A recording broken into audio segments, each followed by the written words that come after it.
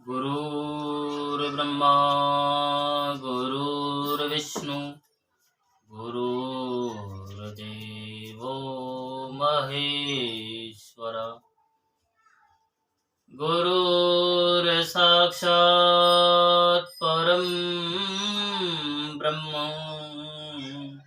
तस्मै श्री गुरुवे नमः। ॐ गजाननं भूतगणाधिसेवितं कपितजम्बुफलचारुभक्षणम् उमासुतं शोकविनाशकारिकं नमामि विघ्नेश्वरपादपङ्कजम्। नारायणं नमस्कृत्यं नरं चैव नरोत्तमं देवीं सरस्वतीं व्यासं ततो जयमुदीरयेत्। आइए हनुमान विराजिए, कथा कहूँ वेद अनुसार, प्रेम सहित गादी धरूं पधारिए पवन कुमार। बोलो पवन पुत्र हनुमान की जय, श्याम रामचंद्र भगवान की जय, उमापति महादेव की जय, शिव महापुराण की जय। सिया राम में सब जग जानी, करऊं प्रणाम जोर जुग पानी। ओम नमः पार्वती पते, हर हर महादेव, हर हर महादेव, हर हर महादेव। जय जय श्री राधे, जय जय श्री राधे, जय जय श्री राधे श्याम। ओम श्री शाम शिवाय नमः। ओम श्री शाम शिवाय नमः। तो आज मैं आपको 16वें अध्याय से सुनाऊंगा। विदेश्वर संहिता आप सुन रहे हैं। ऋषिगण बोले कि हे साधु शिरोमणि, अब आप पार्थिव प्रतिमा की पूजा का वह विधान बतलाइए जिस पूजा विधि से समस्त अभिष्ट वस्तुओं की प्राप्ति होती है। सूत जी बोले, हे महर्षियों, तुम लोगों ने बहुत उत्तम बात पूछी है।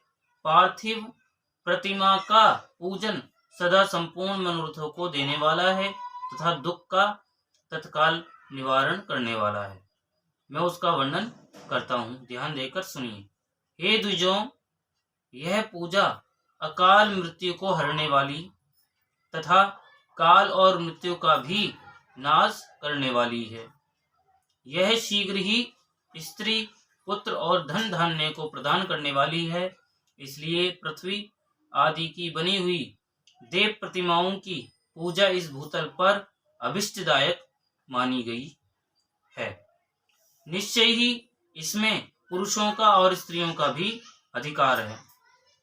नदी, पोखरे अथवा कुएं में प्रवेश करके पानी के भीतर से मिट्टी ले आए, तत्पश्चात गंध चूर्ण के द्वारा उसका संशोधन करके शुद्ध मंडप में रखकर उसे महीन बनाए तथा हाथ से प्रतिमा बनाए और दूध से उसका सम्यक संस्कार करे। उस प्रतिमा में अंग प्रत्यंग अच्छी तरह प्रकट हुए हों तथा वह सब प्रकार के अस्त्रों से संपन्न बनाई गई हो। तदंतर उसे पद्मासन पर स्थापित करके आदर पूर्वक उसका पूजन करे। गणेश, सूर्य, विष्णु, दुर्गा और शिव जी की प्रतिमा का एवं शिव जी के शिवलिंग का द्विज को सदा पूजन करना चाहिए। पूजन जनित फल की सिद्धि के लिए 16 उपचारों द्वारा पूजन करना चाहिए। पुष्प से प्रोक्षण और मंत्र पाठ पूर्वक अभिषेक करे। अघैनी के चावल से निवेद तैयार करे। सारा निवेद एक कुंडव लगभग पाव भर होना चाहिए। घर में पार्थिव पूजन के लिए एक कुंडव और बाहर किसी मनुष्य द्वारा स्थापित शिवलिंग के पूजन के लिए एक प्रस्थ सैर भर निवेद तैयार करना आवश्यक है, ऐसा जानना चाहिए। देवताओं द्वारा स्थापित शिवलिंग के लिए 3 सेर निवेद अर्पित करना उचित है और स्वयं प्रकट हुए लिंग के लिए 5 सेर। ऐसा करने से पूर्ण फल की प्राप्ति समझनी चाहिए। इससे दुगुना या तिगुना करने पर और अधिक फल प्राप्त होता है। इस प्रकार सहस्त्र बार पूजन करने से द्विज सत्यलोक को प्राप्त कर लेता है। 12 अंगुल चौड़ा, इससे दूना और 1 अंगुल अधिक अर्थात 25 अंगुल लंबा तथा 15 अंगुल ऊंचा हो। जो लोहे या लकड़ी का बना हुआ पात्र होता है उसे विद्वान पुरुष शिव कहते हैं। उसका 8वां भाग प्रस्थ कहलाता है, जो 4 कुंडव के बराबर माना गया है। मनुष्य द्वारा स्थापित शिवलिंग के लिए 10 प्रस्थ, ऋषियों द्वारा स्थापित शिवलिंग के लिए 100 प्रस्थ और स्वयंभू शिवलिंग के लिए 1 सहस्त्र प्रस्थ निवेदन किया जाए तथा जल, तेल आदि एवं गंध द्रव्यों की भी यथा योग्य मात्रा रखी जाए तो यह उन शिवलिंगों की महापूजा बताई जाती है। देवता का अभिषेक करने से आत्मशुद्धि होती है, गंध से पुण्य की प्राप्ति होती है, नैवेद्य अर्पण करने से आयु बढ़ती है और तृप्ति होती है, धूप निवेदन करने से धन की प्राप्ति होती है, दीप दिखाने से ज्ञान का उदय होता है और तांबूल समर्पण करने से भोग की उपलब्धि होती है। इसलिए स्नान आदि 6 उपचारों को यत्न पूर्वक अर्पित करें। नमस्कार और जप ये दोनों संपूर्ण अभिष्ट फल को देने वाले हैं। इसलिए भोग और मोक्ष की इच्छा रखने वाले लोगों को पूजा के अंत में सदा ही जप और नमस्कार करना चाहिए। मनुष्य को चाहिए कि वह सदा पहले मन से पूजा करके फिर उन उपचारों से पूजा करे। देवताओं की पूजा से उन देवताओं के लोकों की प्राप्ति होती है तथा उनके अवान्तर लोक में भी यथेष्ट भोग की वस्तुएं उपलब्ध होती हैं। हे द्विजों, अब मैं देव पूजा से प्राप्त होने वाले विशेष फलों का वर्णन करता हूँ। आप लोग श्रद्धा पूर्वक सुने। विघ्नराज गणेश की पूजा से भूलोक में उत्तम अभिष्ट वस्तु की प्राप्ति होती है। शुक्रवार को श्रावण और भाद्रपद मासों की शुक्ल पक्ष की चतुर्थी को और पोष मास में शतभिषा नक्षत्र के आने पर विधि पूर्वक गणेश जी की पूजा करनी चाहिए। 100 या सहस्त्र दिनों में 100 या सहस्त्र बार पूजा करे। देवता और अग्नि में श्रद्धा रखते हुए किया जाने वाला उनका नित्य पूजन मनुष्यों को पुत्र एवं अभिष्ट वस्तु प्रदान करता है। वह समस्त पापों का शमन तथा भिन्न भिन्न दुष्कर्मों का विनाश करने वाला है। विभिन्न वारों में की हुई शिव आदि की पूजा को आत्मशुद्धि प्रदान करने वाली समझना चाहिए। वार या दिन, तिथि, नक्षत्र और योग का आधार है। वह समस्त कामनाओं को देने वाला है। उसमें वृद्धि और क्षय नहीं होता है, इसलिए उसे पूर्ण ब्रह्म स्वरूप मानना चाहिए। सूर्योदय काल से लेकर दूसरे सूर्योदय काल आने तक एक वार की स्थिति मानी गई है, जो ब्राह्मण आदि सभी वर्णों के कर्मों का आधार है। विहित तिथि के पूर्व भाग में की हुई देव पूजा मनुष्यों को पूर्ण भोग प्रदान करने वाली होती है। यदि मध्याह्न के बाद तिथि का आरंभ होता है तो रात्रि युक्त तिथि का पूर्व भाग पितरों के श्राद्ध आदि कर्म के लिए उत्तम बताया जाता है। ऐसी तिथि का पर भाग ही दिन से युक्त होता है, वही देव कर्म के लिए प्रशस्त माना गया है। यदि मध्याह्न काल तक तिथि रहे तो उदय व्यापनी तिथि को ही देव कार्य में ग्रहण करना चाहिए। इसी तरह शोभ तिथि एवं नक्षत्र आदि देव कार्य में ग्राह्य होते हैं। वार आदि का भलीभांति विचार करके पूजा और जप आदि करने चाहिए। वेदों में पूजा शब्द के अर्थ की इस प्रकार योजना कही गई है। पूजायते अनेन इति पूजा, यह पूजा शब्द की व्युत्पत्ति है। पू का अर्थ है भोग और फल की सिद्धि। वह जिस कर्म से संपन्न होती है उसका नाम पूजा है। मनवांचित वस्तु या वस्तु तथा ज्ञान, ये ही अभिष्ट वस्तुएं हैं। सकाम भाव वाले को अभिष्ट भोग अपेक्षित होता है और निष्काम भाव वाले को अर्थ पारमार्थिक ज्ञान। ये दोनों ही पूजा शब्द के अर्थ हैं। इनकी योजना करने से ही मनुष्य शब्द की सार्थकता है। इस प्रकार लोक और वेद में पूजा शब्द का अर्थ विख्यात है। नित्य और नैमित्तिक कर्म कालांतर में फल देते हैं, किंतु काम में कर्म का यदि भलीभांति अनुष्ठान हुआ हो तो वह तत्काल फलदायक होता है। प्रतिदिन एक पक्ष, एक मास और एक वर्ष तक लगातार पूजन करने से उन कर्मों के फल की प्राप्ति होती है और उनसे वैसे ही पापों का कर्मशः क्षय होता है।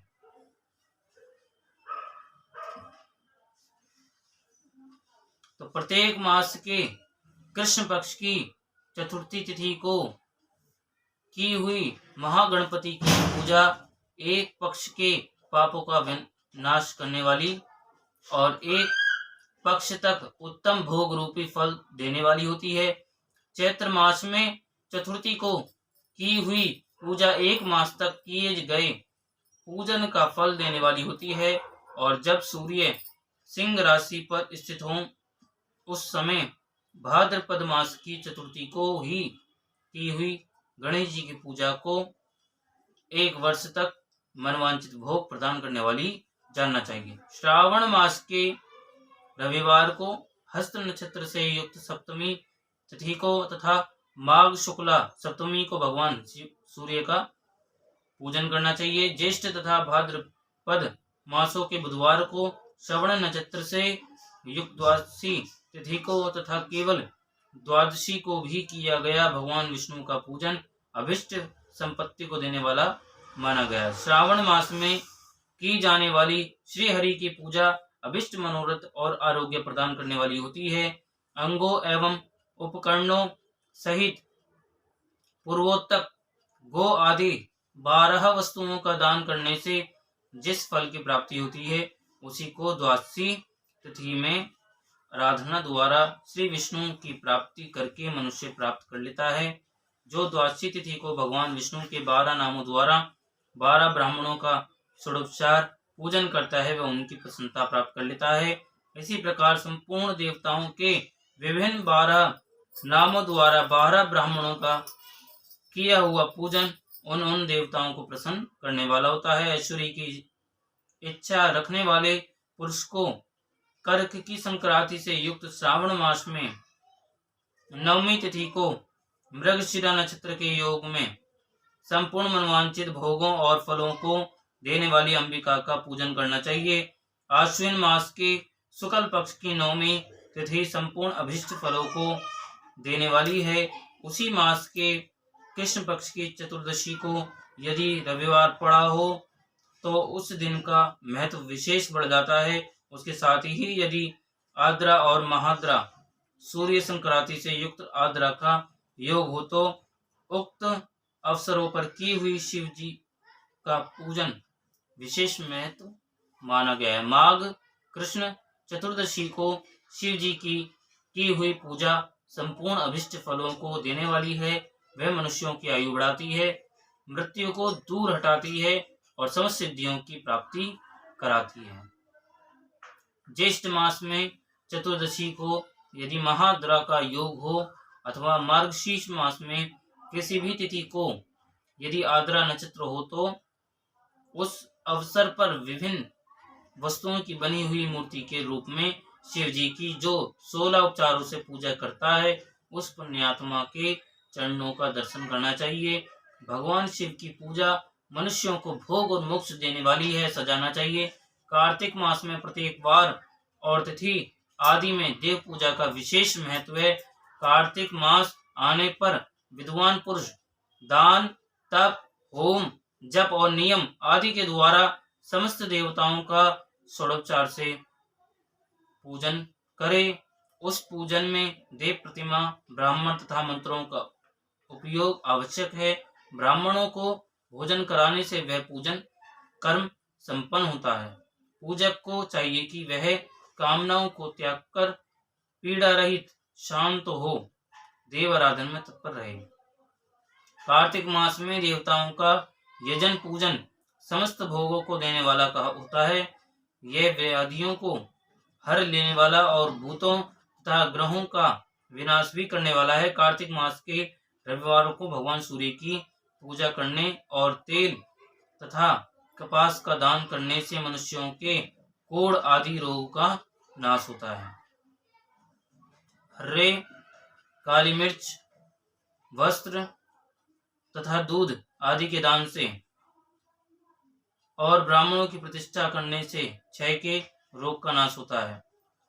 दीप और सरसों के दान से मिर्गी का रोग मिट जाता है।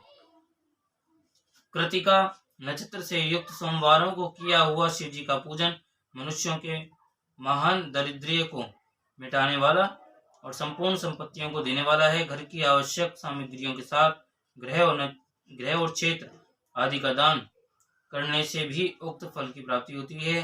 कृतिका युक्त मंगलवारों को श्री स्कंद का पूजन करने से तथा दीपक और एवं घंटा आदि का दान देने से मनुष्यों को शीघ्र ही वाक सिद्धि प्राप्त हो जाती है।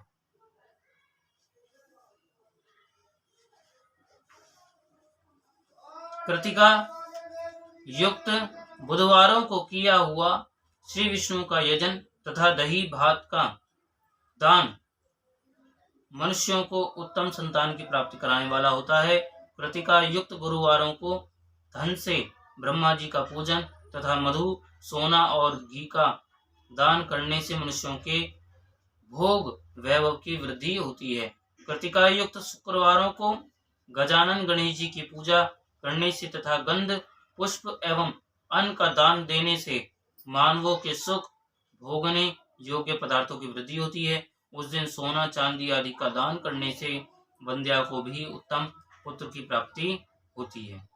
कृतिका युक्त शनिवारों को दिक्पालों की वंदना, दिग्गजों, नागों, सेतुपालों का पूजन और त्रिनेत्रधारी रुद्र तथा पापहारी विष्णु का पूजन ज्ञान की प्राप्ति कराने वाला है। ब्रह्मा, धन्वंतरी एवं दोनों अश्विनी कुमारों का पूजन करने से रोग तथा अपमृत्यु का निवारण होता है और तात्कालिक व्याधियों की शांति हो जाती है। तो नमक, लोहा, तेल, उड़द आदि का त्रिकुट, सौंठ, पीपल और गोल मिर्च, फल, गंध और जल आदि का तथा घृत आदि द्रव्य पदार्थों का और सुवर्ण, मोती, धान्य आदि ठोस वस्तुओं का भी दान देने से स्वलोक की प्राप्ति होती है। इनमें से नमक आदि का मान कम से कम 1 प्रस्थ शेर और सुवर्ण आदि का मान कम से कम 1 पल होना चाहिए। धनु की संक्रांति से युक्त पौष मास में उषा काल में शिव आदि समस्त देवताओं का पूजन कर्म समस्त सिद्धियों की प्राप्ति कराने वाला होता है। इस पूजन में अघैनी के चावल से तैयार किए गए भविष्य का निवेद उत्तम बताया जाता है। पौष मास में नाना प्रकार के अन्न का निवेद विशेष महत्व रखता है। मार्ग शीर्ष मास में केवल अन्न का दान करने वाले मनुष्य को संपूर्ण अभिष्ट फलों की प्राप्ति हो जाती है। मार्ग शीर्ष मास में अन्न का दान करने वाले मनुष्य के सारे पाप नष्ट हो जाते हैं। वे अभिष्ट सिद्धि, आरोग्य, धर्म, वेद का सम्यक ज्ञान, उत्तम अनुष्ठान का फल, इहलोक और परलोक में महान भोग तथा अंत में सनातन योग, मोक्ष तथा वेदांत ज्ञान की सिद्धि प्राप्त कर लेता है। जो भोग की इच्छा रखने वाला है वह मनुष्य मार्गशीर्ष मास आने पर कम से कम 3 दिन भी उषा काल में अवश्य देवताओं को पूजन करे और पौष मास को पूजन से खाली न जाने दे। उस काल से लेकर संगम काल तक ही पौष मास में पूजन का विशेष महत्व बताया गया है। पौष मास में पूरे महीने भर जितेंद्रिय और निराहार रहकर द्विज प्रातःकाल से मध्याह्न काल तक वेद माता गायत्री का जप करे। तत्पश्चात रात को सोने के समय तक पंचाक्षर आदि मंत्रों का जप करे। ऐसा करने वाला ब्राह्मण ज्ञान पाकर शरीर छूटने के बाद मोक्ष प्राप्त कर लेता है। द्विजेतर नर नारियों को त्रिकाल स्नान और पंचाक्षर मंत्र के ही निरंतर जप से विशुद्ध ज्ञान प्राप्त हो जाता है। इष्ट मंत्रों का सदा जप करने से बड़े पापों का विनाश हो जाता है। पौष मास में विशेष रूप से महानैवेद्य चढ़ाना चाहिए। यहाँ बताई सभी वस्तुएं 12 की संख्या में समझनी चाहिए। चावल 12 भार, काली मिर्च 12 प्रस्थ, मधु और घी 12 कुंडव, मूंग 12 द्रोण, 12 प्रकार के व्यंजन, घी में तले हुए पुए, लड्डू और चावल के मिष्ठान 12 प्रस्थ, दही और दूध और 12 नारियल आदि फल, 12 सुपारी, कर्पूर, कत्था और 5 प्रकार के सुगंध द्रव्यों से युक्त 36 पत्ते पान से महानिवेद बनता है। इस महानिवेद को देवताओं को अर्पण करके वर्णानुसार उस देवता के भक्तों को दे देना चाहिए। इस प्रकार के ओदन निवेद से मनुष्य पृथ्वी पर राष्ट्र का स्वामी होता है। महानिवेद के दान से स्वर्ग प्राप्ति होती है। हे द्विज श्रेष्ठों, 1000 महानिवेदों के दान से सत्यलोक प्राप्त होता है और उस लोक में पूर्णायु प्राप्त होती है एवं 30,000 महानिवेदों के दान से उसके ऊपर के लोगों की प्राप्ति होती है तथा पुनर्जन्म नहीं होता। 36,000 महानिवेदों को जन्म निवेद कहा गया है। उतने निवेदों का दान महापूर्ण कहलाता है। महापूर्ण निवेद ही जन्म निवेद कहा गया है। जन्म निवेद के दान से पुनर्जन्म नहीं होता। कार्तिक मास में संक्रांति, व्यतिपात, जन्म नक्षत्र, पूर्णिमा आदि किसी पवित्र दिन को जन्म निवेद चढ़ाना चाहिए। संवत्सर के प्रारंभिक दिन को भी उत्तम जन्म निवेद का अर्पण करना चाहिए। किसी अन्य महीने में भी जन्म नक्षत्र के पूर्ण योग के दिन तथा अधिक पुण्य योगों के मिलने पर धीरे धीरे 36,000 महानिवेद अर्पण करें। जन्म निवेद के दान से जन्मार्पण का फल प्राप्त होता है। जन्मार्पण से प्रसन्न होकर भगवान शंकर अपना सायुज्य प्रदान करते हैं, इसलिए इस जन्म निवेद को शिव को ही अर्पण करना चाहिए।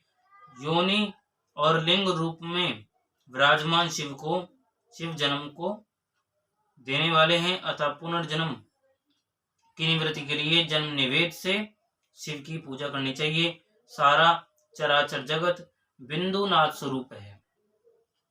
बिंदु शक्ति है और नाद शिव। इस तरह ये जगत शिव शक्ति स्वरूपी है। नाद बिंदु का और बिंदु इस जगत का आधार है। ये बिंदु और नाद शक्ति और शिव संपूर्ण जगत के आधार रूप से स्थित हैं। बिंदु और नाद से युक्त सब कुछ शिव स्वरूप है, क्योंकि वही सबका आधार है। आधार में ही अधेय का समावेश और लय होता है, यही सकलीकरण है। इस सकलीकरण की स्थिति से ही सृष्टि काल में जगत का प्रादुर्भाव होता है। शिवलिंग बिंदु नाद स्वरूप है अतः उसे जगत का कारण बताया जाता है। बिंदु देवी है और नाद शिव, इन दोनों का संयुक्त रूप ही शिवलिंग कहलाता है। अतः जन्म के संकट से छुटकारा पाने के लिए शिवलिंग की पूजा करनी चाहिए। बिंदु रूपा देवी उमा माता हैं और नाद स्वरूप भगवान शिव पिता। इन माता पिता के पूजित होने से परमानंद की ही प्राप्ति होती है। परमानंद का लाभ लेने के लिए शिवलिंग का विशेष रूप से पूजन करें। तो वे देवी उमा जगत की माता हैं और भगवान शिव जगत के पिता। जो इनकी सेवा करता है उस पुत्र पर इन दोनों माता पिता की कृपा नित्य अधिकाधिक बढ़ती रहती है। वे पूजक पर कृपा करके उसे अपना आंतरिक ऐश्वर्य प्रदान करते हैं। अतः हे मुनीश्वरों, आंतरिक आनंद की प्राप्ति के लिए शिवलिंग को माता पिता का स्वरूप मानकर उसकी पूजा करनी चाहिए। भर्ग शिव पुरुष रूप हैं और भार्गव शिवा अथवा शक्ति प्रकृति कहलाती हैं। अव्यक्त आंतरिक अधिष्ठान रूप गर्भ को पुरुष कहते हैं और सुव्यक्त आंतरिक अधिष्ठान भूत गर्भ को प्रकृति। पुरुष आदि गर्भ हैं, वह प्रकृति रूप गर्भ से युक्त होने के कारण गर्भवान है, क्योंकि वही प्रकृति का जनक है। प्रकृति में जो पुरुष का संयोग होता है, यही पुरुष से उसका प्रथम जन्म कहलाता है। अव्यक्त प्रकृति से महतत्वादी के कर्म से जो जगत का व्यक्त होना है, यही उस प्रकृति का द्वितीय जन्म कहलाता है। जीव पुरुष से ही बार बार जन्म और मृत्यु को प्राप्त होता है। माया द्वारा अन्य रूप से प्रकट किया जाना ही उसका जन्म कहलाता है। जीव का शरीर जन्म काल से ही जीर्ण 6 भाव विकारों से युक्त होने लगता है, इसलिए उसे जीव यह संज्ञा दी गई है। जो जन्म लेता और विविध पाशों द्वारा बंधन में पड़ता है, उसका नाम जीव है। जन्म और बंधन जीव शब्द का ही अर्थ है। अतः जन्म मृत्यु रूपी बंधन की निवृत्ति के लिए जन्म के अधिष्ठान भूत माता पितृ स्वरूप शिवलिंग का भली भांति पूजन करना चाहिए। शब्द आदि पंच मात्राओं तथा पंचेंद्रियों से विषय ग्रहण करने से भ अर्थात वृद्धि को, गच्छति अर्थात प्राप्ति होती है, इसलिए भग शब्द का अर्थ प्रकृति है। भोग ही भग का मुख्य शब्दार्थ है। मुख्य भग प्रकृति है और भगवान शिव कहे जाते हैं। भगवान ही भोग प्रदान करते हैं, दूसरा कोई नहीं दे सकता। भग प्रकृति का स्वामी भगवान ही विद्वान द्वारा भर्ग कहा जाता है। भग प्रकृति से संयुक्त परमात्मा लिंग और लिंग युक्त भग प्रकृति ही इस लोक और परलोक में नित्य भोग प्रदान करते हैं। अतः भगवान महादेव के शिवलिंग की पूजा करनी चाहिए।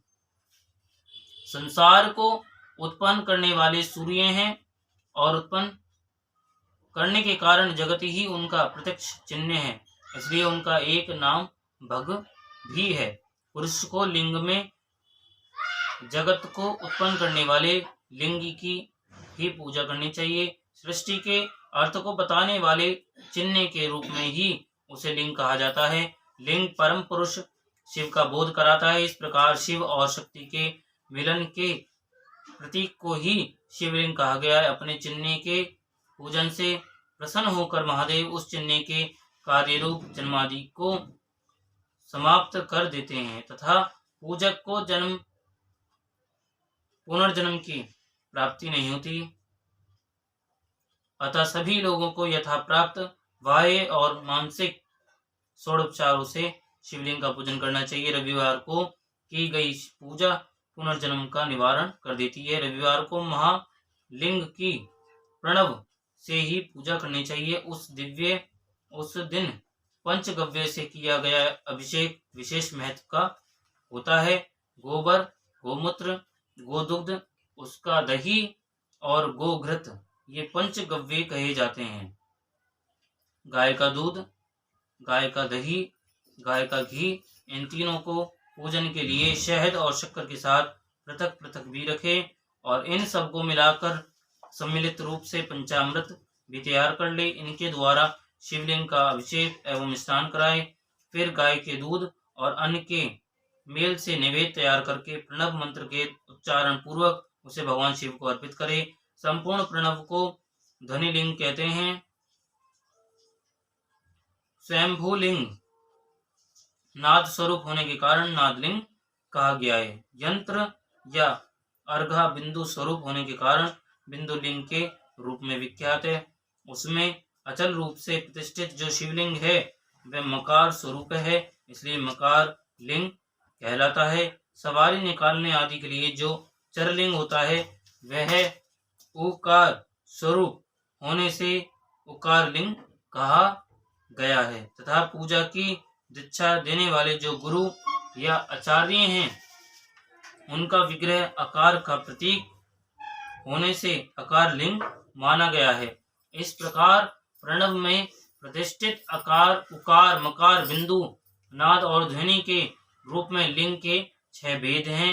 इन 6 लिंगों की नित्य पूजा करने से साधक जीवन मुक्त हो जाता है। भक्ति पूर्वक की गई शिव पूजा मनुष्यों को पूर्व जन्म से छुटकारा दिलाती है। रुद्राक्ष धारण से 1/4 विभूति, भस्म धारण से आधा, मंत्र जप से 3/4 और पूजा से पूर्ण फल प्राप्त होता है। शिवलिंग और शिव भक्त की पूजा करके मनुष्य मोक्ष प्राप्त करता है। यदि जो इस अध्याय को ध्यान पूर्वक पढ़ता सुनता है उसकी शिव भक्ति सुदृढ़ होकर बढ़ती है। यहीं पर 16वां अध्याय विराम होता है। बोलो शिव महापुराण की जय, उमापति महादेव की जय। ओम श्री शाम शिवाय नमः। ओम श्री शाम शिवाय नमः। ओम श्री शाम शिवाय नमः। ओम श्री शाम शिवाय नमः। ओम श्री शाम शिवाय नमः। ओम श्री शाम शिवाय नमः।